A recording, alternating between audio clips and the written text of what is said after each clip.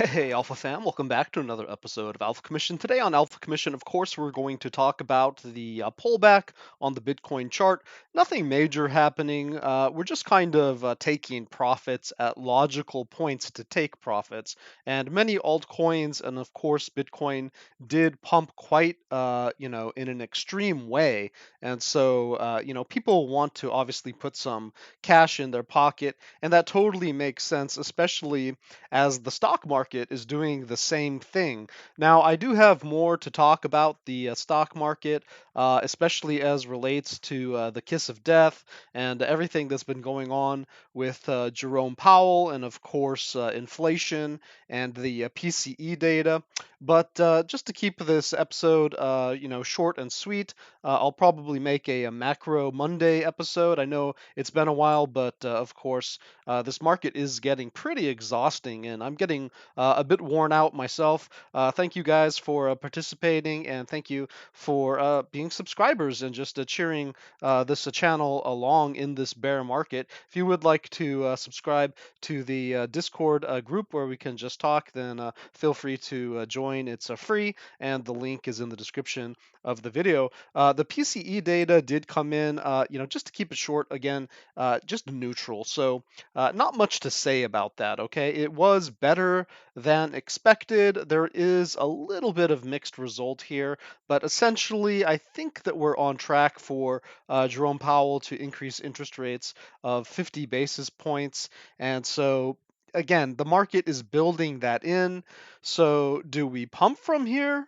Or is the rally that the stock market had, already accounting for that presumption? And so now the market can basically sell the news. And are we going to see a pretty strong wave to the downside? I'm thinking we're going to see a strong wave to the downside, but that we may have avoided the kiss of death, because if the Fed does in fact start softening its rate of interest rates increases, then most likely the market is going to be able to retain its lows, in my opinion. Now, does that mean that crypto won't have another drive down? Not necessarily. Bitcoin isn't out of the woods, and we are basically still on our path to a 14,000 unless we start securing basically daily candles pretty solidly over 18,000, and if you want to be conservative, 20,000. So just keep these numbers in mind.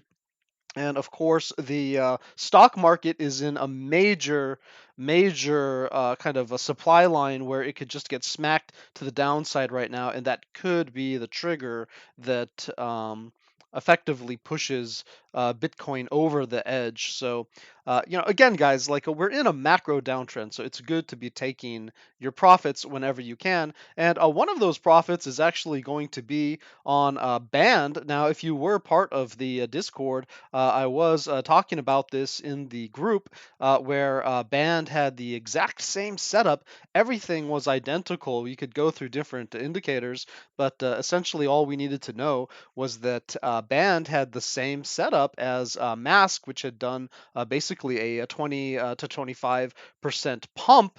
And sure enough, again, we were just extremely low here on Band. It hadn't even taken off. I was projecting at least 20 to 25%, similar to what Mask got here. And if we just jump over to Band really quick, you can see that in fact we did get that spike. And we in fact got a 50% increase on Band. So the Alpha Fam is just killing it. Guys, we don't need to do 100,000 trades, okay? We don't need to be trading 100,000 coins. We just need to identify a good entry, a good setup, have conservative targets to be taking those profits. See, if you took 20% profit, no problem. If it kept going, yeah, let it ride until it gets to 50%.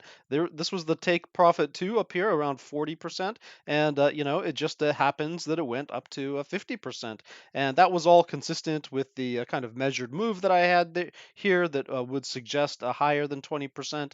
But of course, in a macro downtrend, I do like to take my profit early, just in case the market front runs us to some type of flip. And you can see that the market did push the price all the way back down. It is coming almost back down to support. So you really do have to be part of the group in order to catch these plays. And if you've been watching these episodes, you might as well click the link in the description of the video and join. I mean, it's no skin off your back. You can just be a member in the group, and when things start really chugging along, then at least you're going to have a big support network to go to. Now, there's 1,000 people in that group.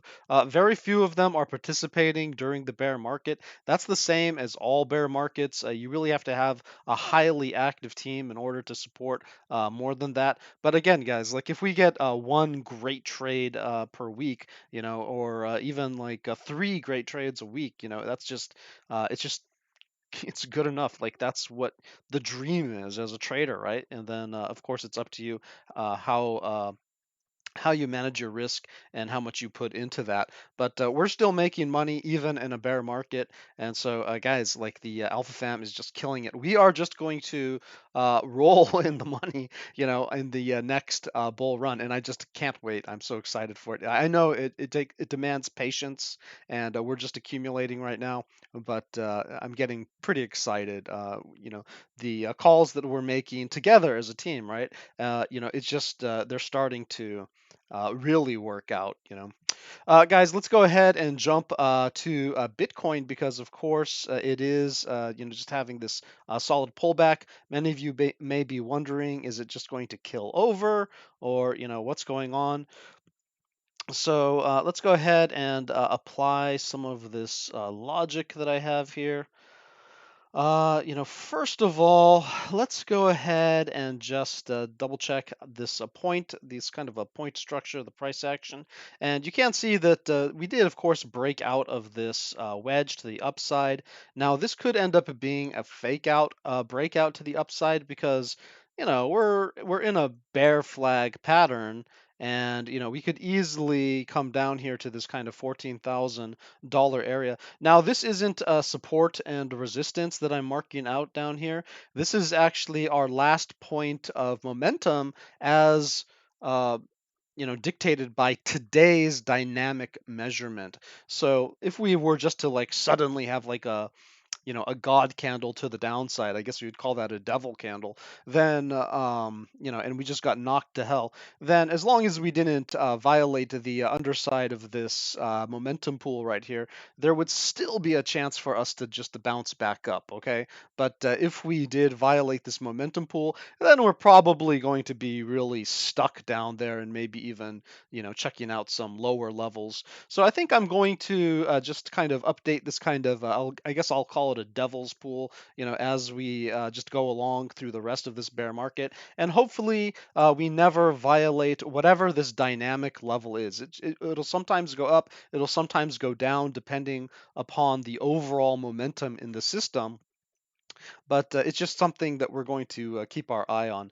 Now, you can see we're pretty far away from that, and what we do have going on for us here is this diagonal. We could break all the way down to it, and then this would just be a bullish retest of this wedge, right? So break out, retest it, and then go on to our merry way. Now, that's the simplest way to think about what's happening in the market. And, you probably don't need to know much more than that if you're just doing simple trading. We basically broke out of this broadening wedge to the upside.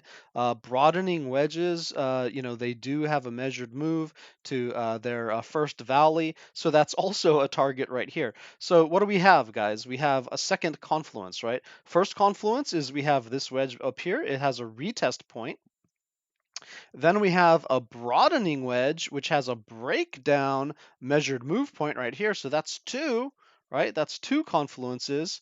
Now let's see if I can find another one. If we do the fib from the bottom of this low here to this high, then you'll see that the golden pocket is, look, right there, right? Right in this retest zone, right in this measured move zone. And so three confluences that we shouldn't violate that area. And then, guys, if I do just, oops, leave that back on. If I do just want to take it a little bit further to some type of kind of advanced understanding, then of course we can throw on our momentum pools. And the momentum pools are saying, oh, look at me, like we broke down into the alpha momentum pool here. We're starting the day underneath the top surface of the momentum pool, so we could go swimming all the way in this area, and it's just kind of a neutral place to be, right? We don't really want to hang out at the bottom of the pool too long. We could drown, that could break the system to the downside, but since we're just swimming around in this, it's not a big deal. And you see that we were swimming around yesterday as well, right? If you were paying attention to the momentum pools. Now that's quite different than being on top of it, right? Being by the side of the pool and just kind of just, reaching out for that sunlight, soaking up that vitamin D, getting that kind of excited price action, that momentum to the top side. We are losing momentum here yesterday, and then you can see again today we're losing momentum.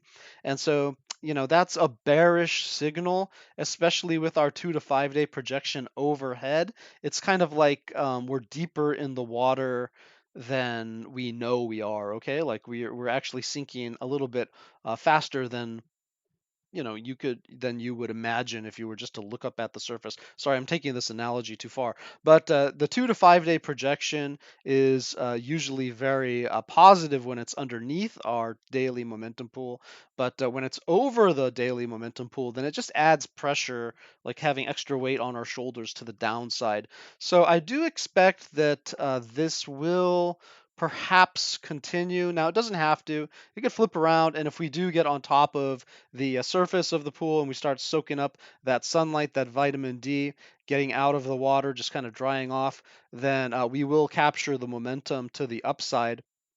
But if I go to an hourly, I think that you can see what happened here is that we broke down from the broadening wedge.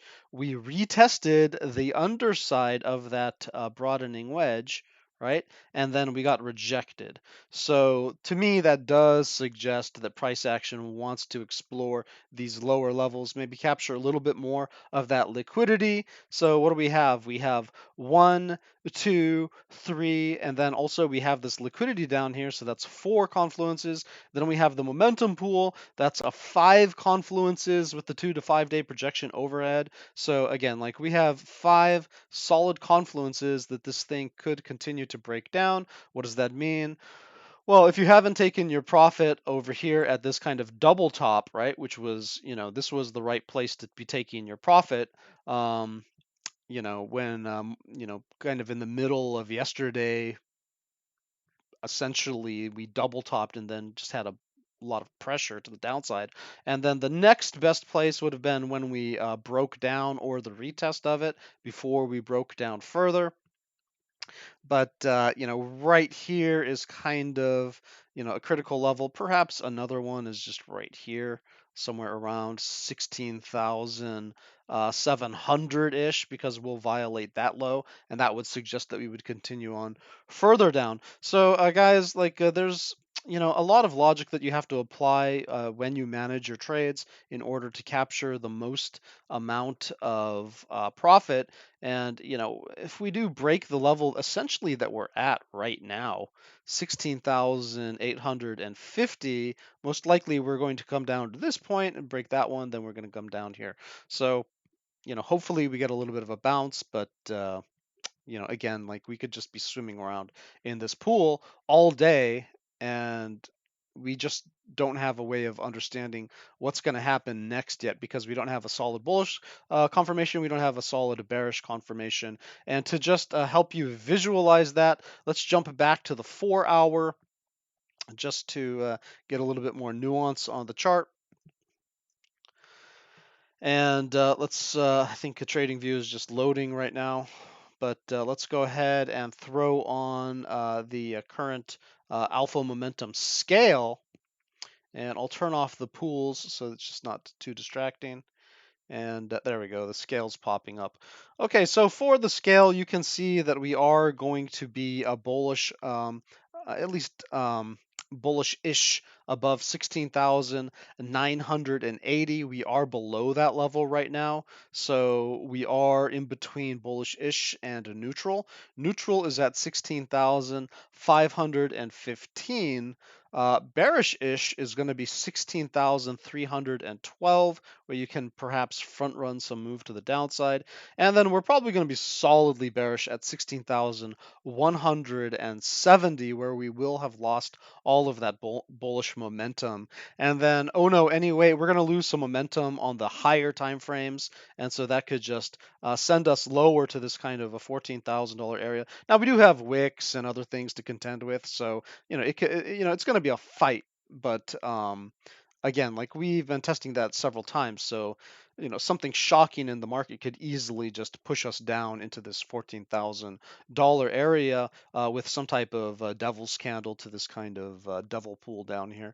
But on the flip side, if we are able to get above 17,690, then most likely we could explore all the way up to a 19,285. And if we're actually putting in like daily candles up here, then this could have been just a complete reversal. And if we do see over 20,000 solidly, right, then I will just say, yeah, we've totally reversed. We're probably not going down further, at least not now, maybe next year.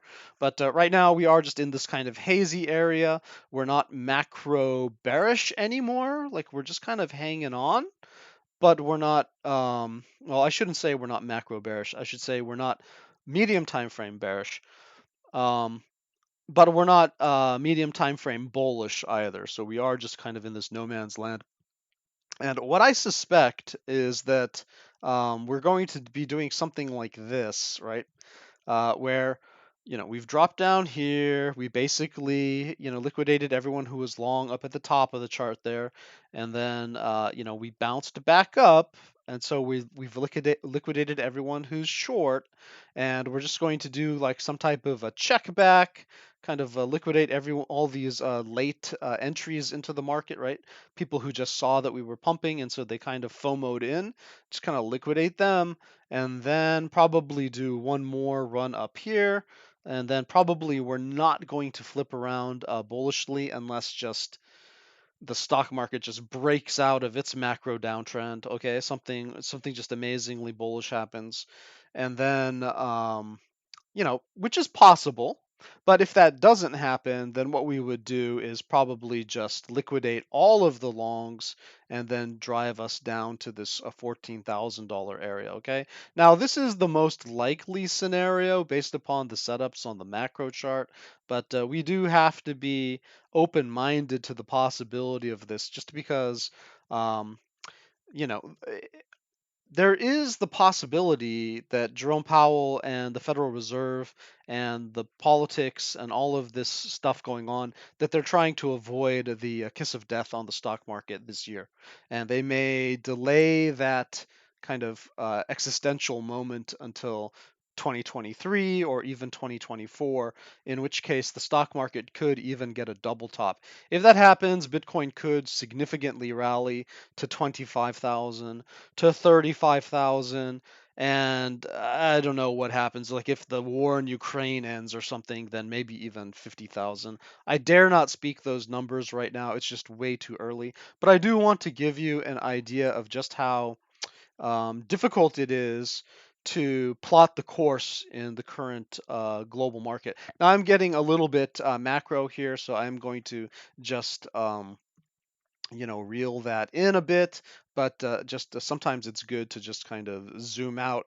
And for that purpose, let's go ahead and just visit the good old alpha origin channels, which we haven't taken a look at in quite a while, but we have just been going sideways, so no real point to do that. But sometimes it is good just to take a look at where we are and where we've been. assuming that TradingView wants to load. This program has just been like locking up so many times this month. I just don't know what the deal is. They really need to fix their servers. Let's see. Okay, there we go. All right, guys. So yeah, hey, look at that.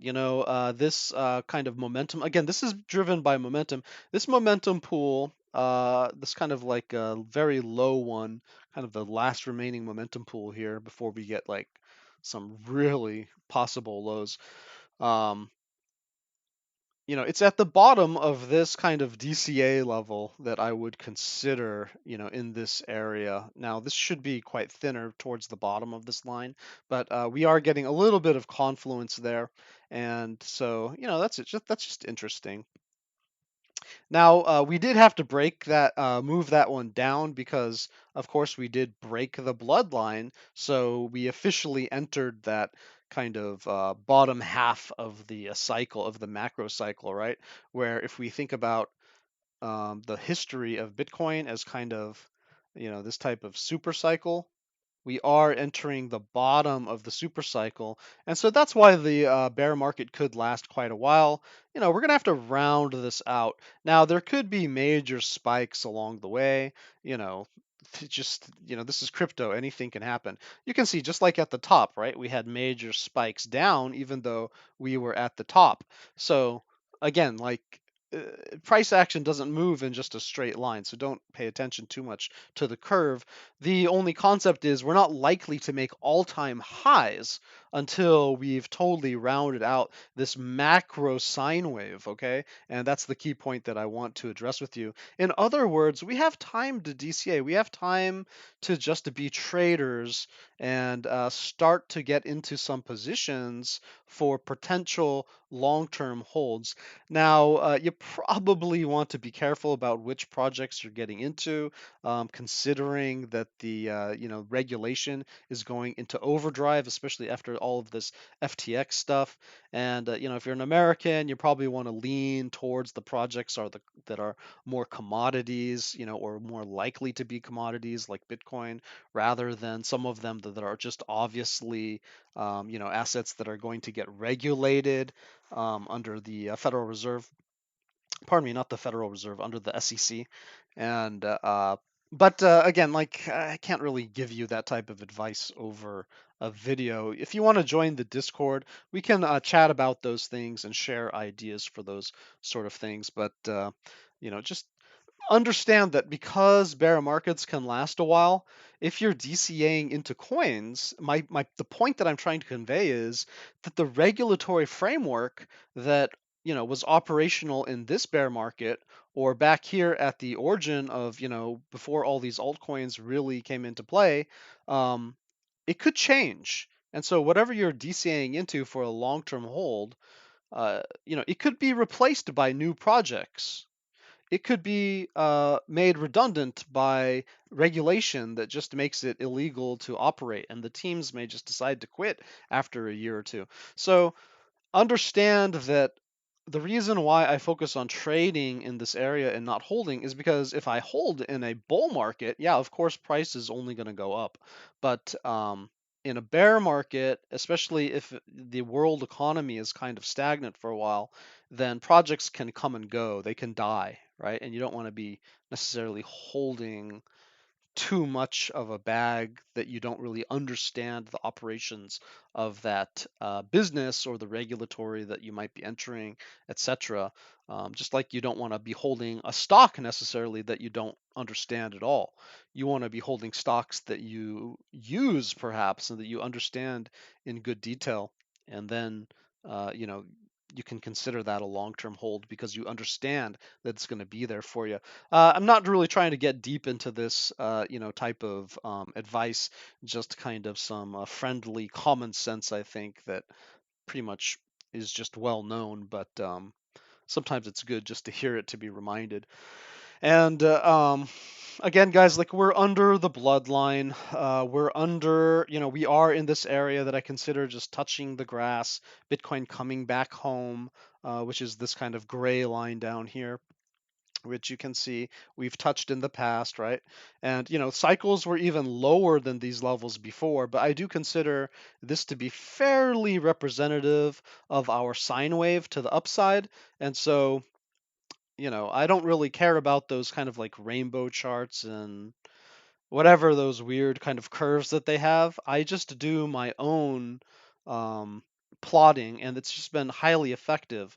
Point of capitulation, first point of capitulation, first point of capitulation, boom, boom, boom, right? Perfectly protected the alpha fam. Second half of capitulation, boom, boom, boom, boom, right? And so this white line is the second half of capitulation, just super critical. The bloodline, like there's just going to be, people just crying, right? Should we cross this line? And you can see like the tears are just flowing in this market. We got a taste of that during the virus era. And of course, we skimmed off of it while we were in the first half of the top of this sine wave, right? So if you can just imagine, like this is the first half, right, of this bull portion of the market. And now we're in the second half of the bull portion of the market up here. And of course, we only got a little bit of a flavor of this bloodline. But now that we're in the second half, we're actually breaking under the bloodline, and we can say, oh, yeah, we're in the bloody area, right? And the reason why I have this area green and not like a red, because once you cross that bloodline, really you should just change your complete attitude, okay? Like it's not fear anymore. Now we can become greedy, okay? Like this is all fearful, right? And you should be fearful if you're in an all-time high, because there's a good chance that it's just gonna like break down, right? But once you enter these super lows, like you should start to get a bit greedy, okay?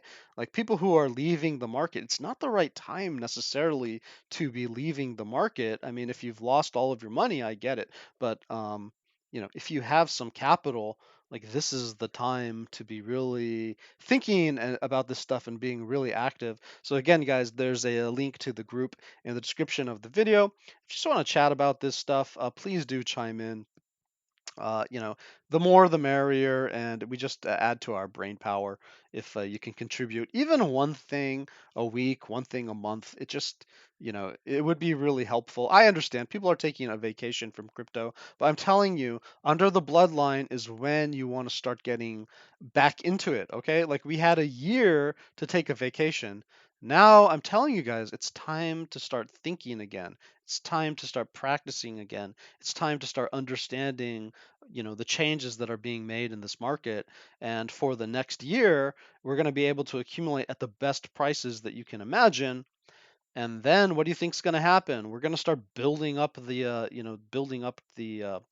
to the next bull market. And it's going to be like this, but upside down, where we have bear market rallies that are just extremely profitable. And so, you know well, that's my perspective on it. Obviously, each person their own. So let's just get off of the macro here. Again, I just spent a little bit more time on macro than I meant to, but anyway, it's good to hear those things. And yeah, let's just go ahead and throw on those levels, go back to a smaller time frame. And you can see just if you want to take a screenshot or whatever you do.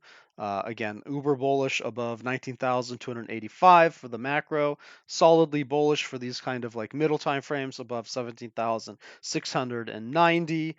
We really do need to recover 16,980 to continue on our bullish way. Love this little check back here. Hope it holds. And estimated neutral above 16,515. Underneath that level, I start to get bearish, especially we lose momentum, significant momentum around 16,312, and then we lose all of our daily momentums around 16,170, which can really just push us down to losing some of these medium time frame, momentums around 15,715, and then we basically pray to God that we hold 14,000, right? If we want to capture some of those higher time frame kind of last resort momentums where we could see a nice bounce. And who knows, make a nice divergence maybe on the RSI and just, boom, and just turn this thing around because people maybe find this area to be very high value. Guys, I am going to wrap it up there. There are some other plays that we've been in. Doge, obviously, Doge is breaking down, seeing a little bit of a bounce right here, but there is this kind of diagonal channel, and it's just kind of touching this line. Basically, it came back to where I had entered in this play right here, and then you see a nice bounce off of that. So if it holds this low, no problem. Probably going to continue on its way, maybe even up to 12 to 13 cents. But if we break down from this kind of 9.5 cent area, this 9 cents area, and then I am going to get bearish on this asset. We will lose this channel, and maybe we're talking about exploring our lows down at 7 to 8 cents over here. So pay attention to Doge. It did have a nice run. It did have 1, 2, 3 really great chances to take profit. So thanks Doge off of this double bottom here. Just a beautiful run up of 50% practically, and I did capture the last 20% of that. Now we're back at my entry, and again, just be careful that we don't break below 9 to 9.5 cents. It could get a little bit hairy there. Maybe you could get another entry. Let's go ahead and take a look at Quant. Quant was one that I was talking about. And yeah, it's not really panning out how I wanted to go. I wanted to see some type of a pump. Maybe we still get that, so I am gonna just leave that on the board.